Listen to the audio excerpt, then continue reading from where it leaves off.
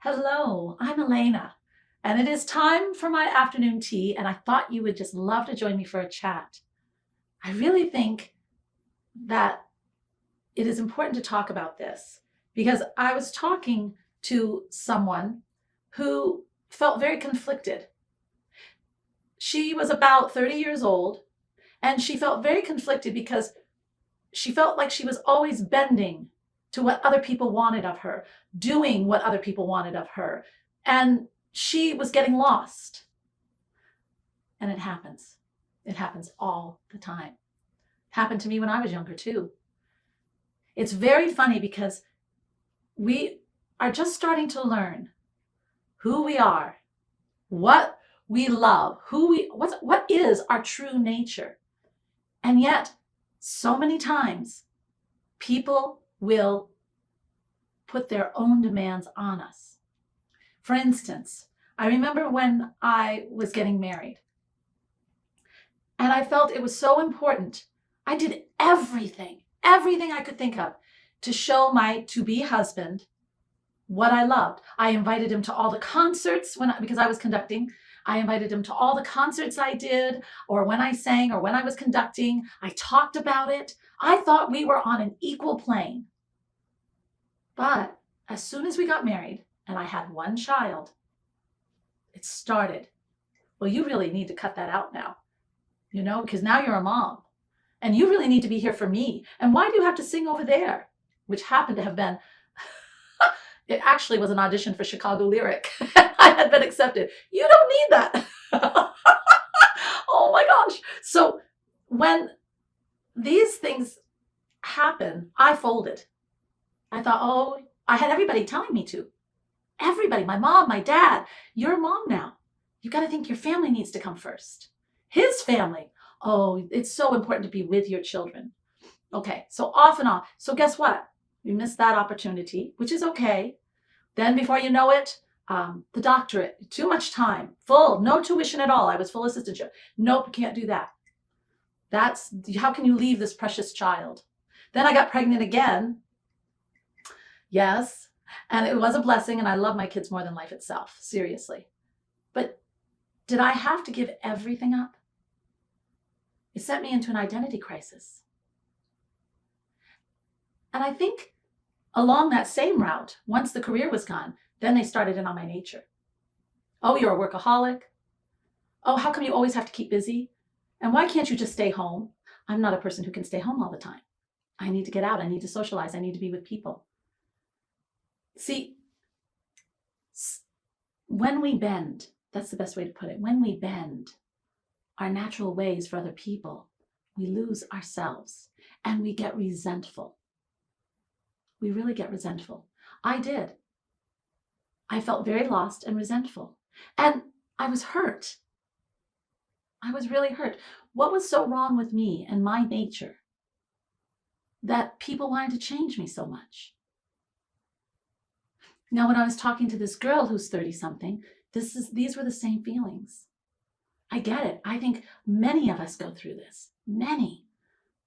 And it's not just women. Men do too. You have to be the man. You have to do this. You have to do that.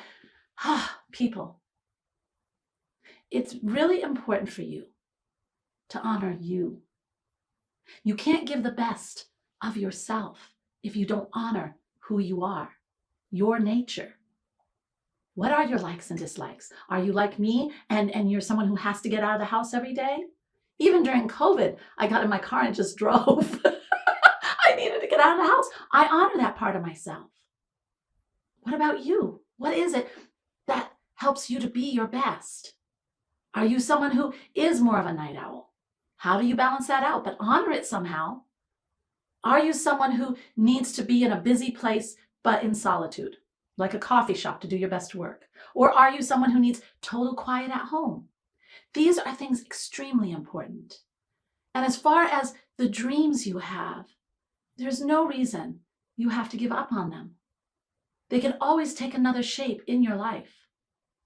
No one has the right to make you go apart from who you are unless you give them the right.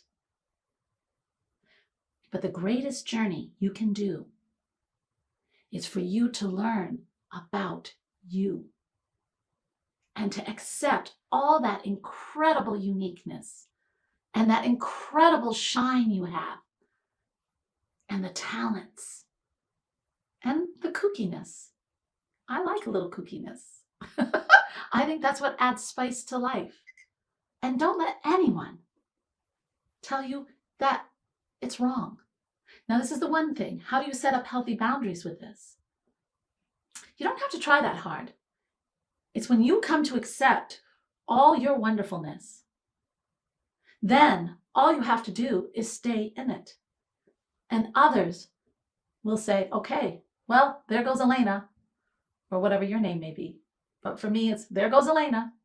She's that spiritual person. She's listening to one of those other things about spirituality or one of those things about the modalities of the religions, because I'm a spiritual curator. This week, explore you. Explore all your idiosyncrasies.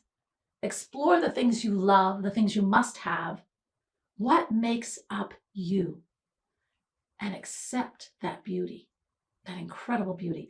And don't let anyone tell you you have to be any different. I have had such a wonderful time just giving you a little bit of insight with a wonderful cup of tea. I hope you enjoyed yours. I hope that every time we chat, you just grab a cup of tea, a cup of coffee, or whatever floats your boat. It's you. I will talk to you next time. Hey, check out Soul Manifesto. We've got so many cool things. I bet if you haven't checked it out, soulmanifesto.com, I bet you haven't even noticed that we even have some jewelry that is perfect for that spiritual touch. It's almost like it reminds you about your being in such vastness. You might want to check it out. It's kind of cool. All right. You have a wonderful week. And remember, spirit is love. And when we start to love ourselves and shine our lights, my gosh, guys, that spirit inside of us, that is what's shining. You're living with spirit. Namaste, my beautiful friends. Have a wonderful week of discovery and accepting. Thanks for watching. Don't miss out on a single thing. Subscribe below. And here's something else I think you'll enjoy. Namaste.